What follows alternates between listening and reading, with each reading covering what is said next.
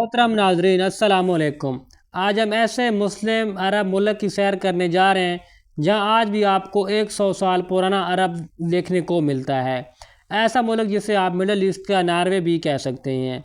जी हाँ, आज हम सैर करने जा रहे हैं ओमान की, जिसे मस्कत के नाम से भी जाना जाता है। इस मुल्क के अरब के लोगों दूसरे अरब मुल्कों से कैसे मुख्तलिफ हैं? इस मुल्क को मिडल ईस्ट का नॉर्वे क्यों कहते हैं? यहाँ के लोगों की ज़िंदगी कैसी है और इसकी मुल्क की करेंसी इतनी ज़्यादा मजबूत क्यों है कि पाकिस्तानी लोग यहाँ पर बहुत ज़्यादा काम करते हैं? शदात की जन्नत कैसी थी? इसके अलावा इस मुल्क की खूबसूरती पर भी बात करते हैं। आप दोस्त चैनल को सब्सक्राइब कर रहे हैं और वीडियो को मुकम्मल देखें, क्योंकि आज की वीडियो बहुत ही इंटरेस्टिंग होने वाली है। तो चलो निकलते हैं फिर ओमान के एक शानदार सफ़र पर। ओमान का असल नाम जो है दी सल्तनत ऑफ ओमान है। इस मुल्क की कुल आबादी तकरीबन सिर्फ 53 लाख के करीब है। इसकी जो कुल आबादी तकरीबन 87% लोग शहरों में रहते हैं और सिर्फ 13% लोग जो हैं वो गाँव में आबाद हैं।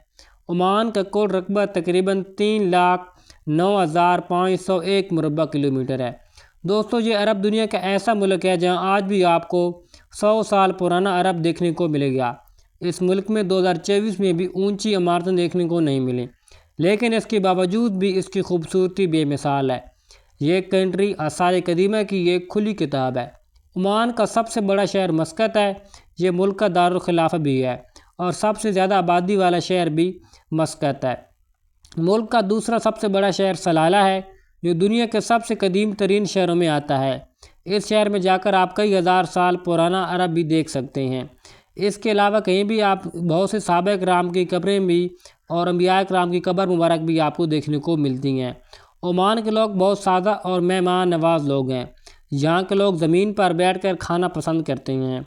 इस मुल्क की कौमी ज़बान अरबी है और इसके अलावा बोली जाने वाली ज़बानों में बलोची, हिंदी और उर्दू भी शामिल है। दोस्तों, ये इन ममालिक में आता है जहाँ ज़िंदगी बहुत पुरसकून है।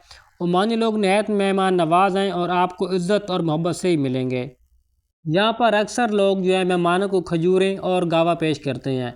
यहाँ के लोग मंदी और बिरयानी बहुत शौक़ से खाते हैं। ओमान में जराइम ना होने के बराबर है। इसकी सबसे बड़ी वजह ओमानी सख्त कानून है। यहाँ की पुलिस अमन व अमान कायम रखने में कामयाब समझी जाती है और ओमान के लोग पुलिस फोर्स पर भरोसा भी रखते हैं। ख़वातीन बग़ैर किसी परेशानी के आज़ादी से घूम सकती हैं। मस्कत की कुल आबादी तकरीबन 16 लाख के करीब है, जो कि कुल आबादी का तकरीबन 30% है। ये मुल्क का मुआशी और तजारती मरकज़ भी है। इस शहर में आपको पाकिस्तानी और इंडियन बहुत ज़्यादा नज़र आएंगे। इस कंट्री में 2,50,000 के करीब पाकिस्तानी आबाद हैं, जो कि काम और नौकरी की गारज से आए हैं और अपनी पुरसकून ज़िंदगी गुजार रहे हैं और अपनी फैमिली को भी सपोर्ट कर रहे हैं। ज़्यादातर पाकिस्तानी तामीरात, तिजारत, ट्रांसपोर्ट जैसे बिज़नेस चलाते हैं। पाकिस्तान के ओमान से बेहतरीन दोस्ताना ताल्लुकात हैं, जिसकी वजह से पाकिस्तानियों को ओमान में साजगार माहौल मैसर है। इसके अलावा इंडियन की तादाद तकरीबन 7 लाख के करीब है।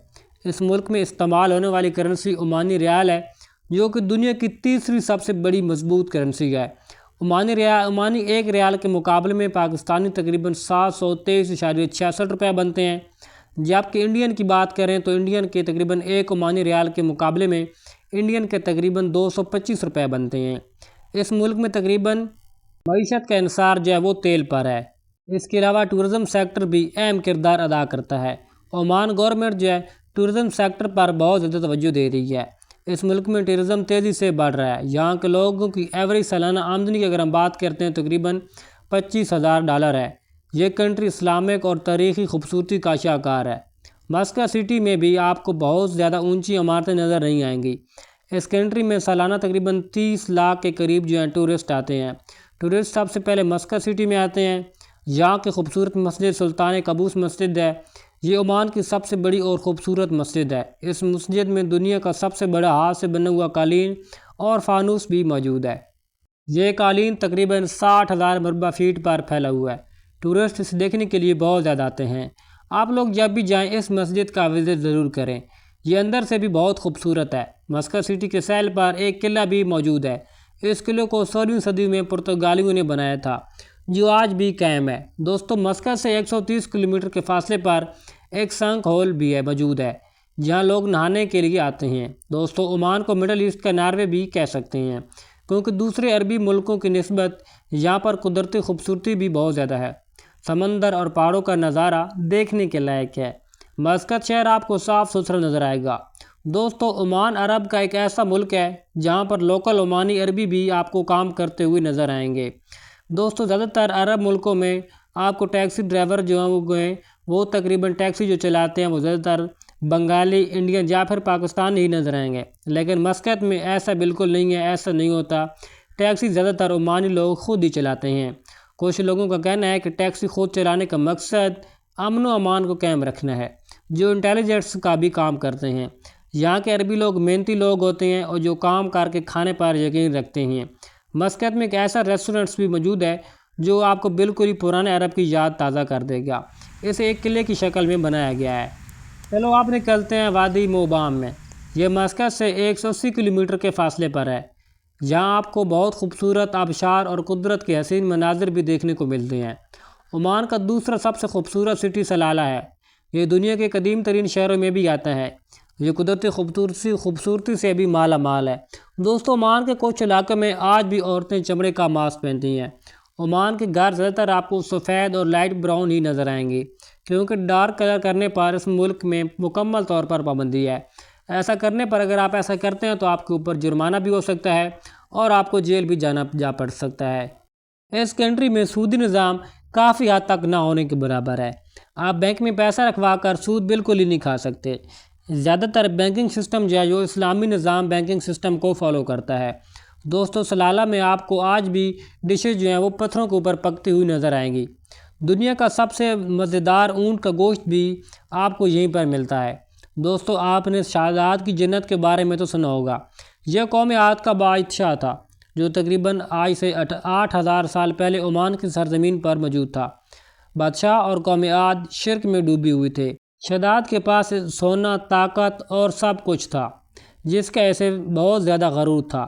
اس نے زمین پر جنت بنانے کا فیصلہ کیا۔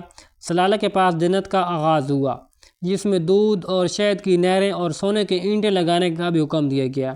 اس جنت کو بنانے میں کئی سال لگ گئے۔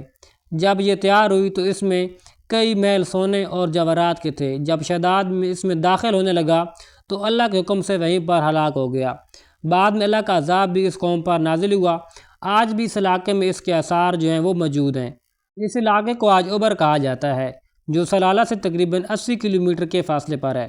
حضرت ایوب علیہ السلام کی قبر مبارک بھی یہاں پر موجود ہے، جو ایک مقدس مقام ہے۔